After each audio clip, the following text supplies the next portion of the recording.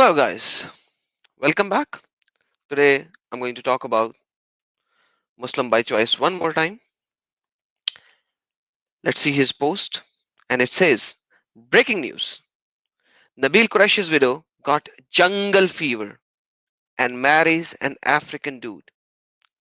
Any white person who marries a black person has a jungle fever according to Muslim by choice.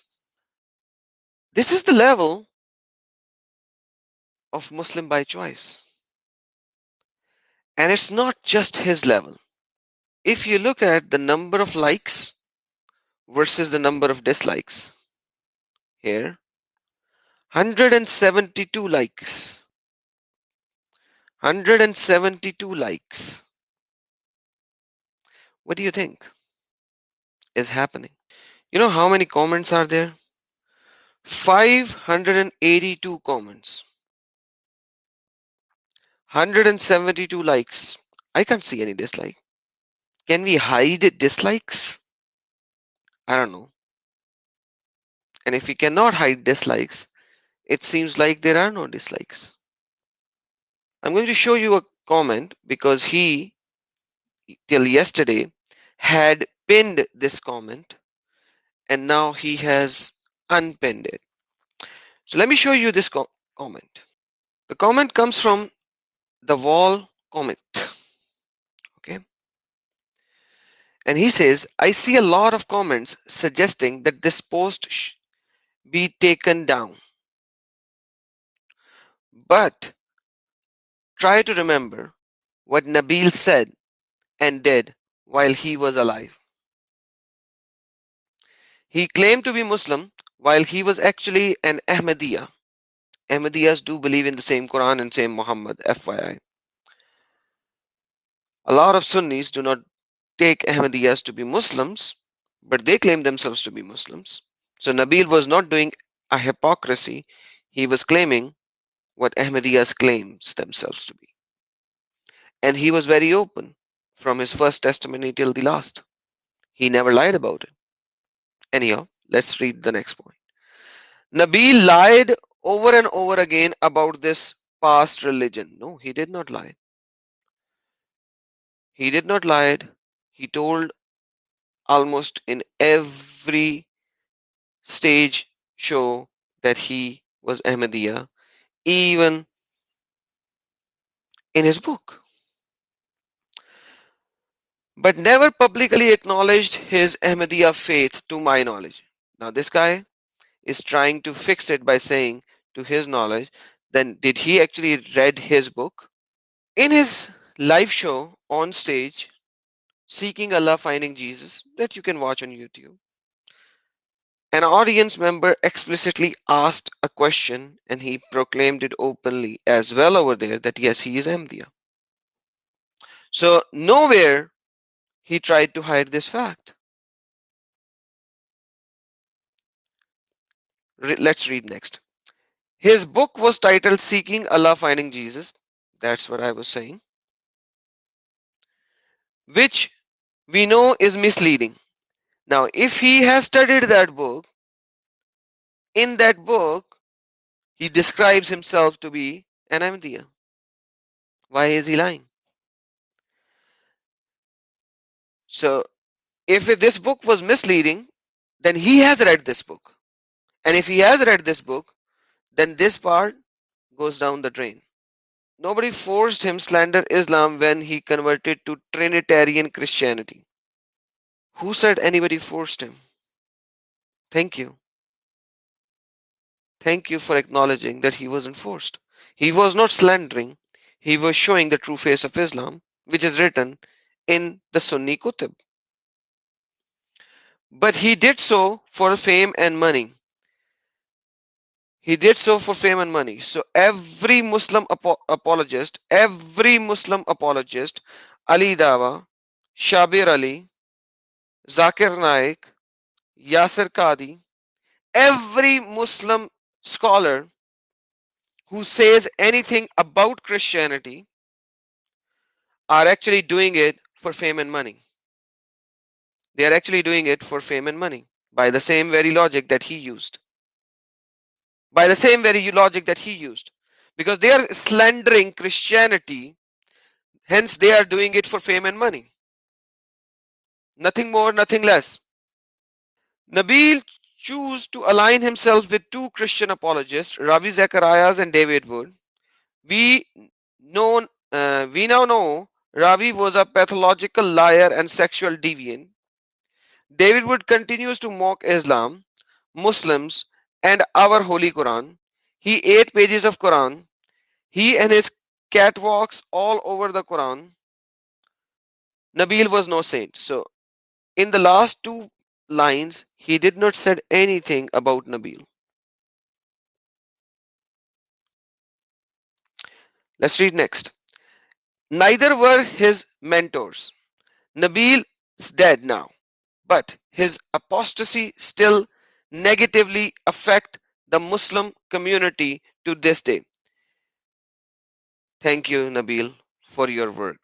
Even though when I was a Muslim, I would hate an ex-Muslim, but thank you for your work, your effort, that even though that you are dead for so long, still because of your work, people are leaving this filthy cult of Muhammad.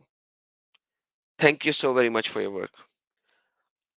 Next he says, how many Indian, Pakistanis, Bangladeshis, Muslim left Islam based on Nabil's lie and manipulation? He never lied about anything. He never manipulated anything. He told the truth. Nabil, thank you for your work. Since he made himself an enemy of Islam, should we forget the ramification of his apostasy and let them be because he's dead? I think not, but that's just my opinion. So in this whole paragraph where he placed so many lies and so many accusations, none are on the wife of Nabil, who is a widow right now, who married a nice black dude, and they claimed it to be jungle fever. And they claimed it to be jungle fever. Yes, there are some good Muslims who does not follow Muhammad and his saying. That is fine. They are good Muslims. So they wrote comments there, Muslim by choice, saying that you should remove this post. Yes, there are some good Muslims who are not following Muhammad, because that's what Muhammad said in Tirmidhi 38. This is Tirmidhi, Al-Tirmidhi hadith number 38. Okay. And it says, Allah Messenger, peace be upon him, said, Allah created Adam when he had to create him, and he struck his right shoulder, and there emitted from it white offsprings, as if they were white ants, white people. He struck his left shoulders, and there emitted from it black offsprings, as if they were charcoal, black people. He said to those who had been emitted from the right shoulder, means white people, for paradise, and I do not mind. They are for paradise, for heaven. Then he said to those who has been emitted from his left shoulder, the black people. They are for hell, and I do not mind. They are for hell. That's what Muhammad's hadith is saying. And the narrator is Abu Darda. Mishkat 119. Abu Darda reported God's messenger, Allah messengers, as saying, God created Adam when he created him, and struck his right shoulder and brought forth his offspring white like white small ants, white people. And he struck his left shoulder and brought forth his offspring black as though they were charcoal, black people. Then he said to the party on the right side, to paradise and I do not care, white people, go to paradise. And he said to the party in the left shoulder, to hell and I do not care, go to hell, I don't care. Ahmad also transmitted it, and the hukam is Sahih It is Sahih. Asnad are Hasan. So it is Sahih with Hasan Asnad. So the grade is Sahih with Asnad as Hasan. Not bad, right? That's the racism of Muhammad. Let me now go to another book, Ash-Shifa of Qadi Iyad. Okay, this is a translation. The judgment of the Sharia regarding someone who curses or disparages the Prophet. One of the most important point in this book is Ahmad ibn Sulaiman, the companion of Shahan, said, anyone who says that the Prophet was black should be killed. You already know from Bukhari to Tirmidhi, from so many other locations, Prophet Muhammad's armpits were white, his thighs were white, his legs were white, his face was white. Everything of Prophet Muhammad was white. I think if we cut open Muhammad, even his heart would be white instead of red. That's how much whiteness of Muhammad was mentioned. So he said it clearly. Anyone who says that the Prophet was black should be killed. Don't you see the racism here? If you still do not see the racism here from Muhammad, let's look back. Muslim by choice. Nabil Qureshi's widow got jungle fever and marries an African dude. And marries an African dude. 172 likes, 584 comments. I can't see dislikes. And that's Islam, the true representative of Islam. Thank you guys. God bless you. Spread the video.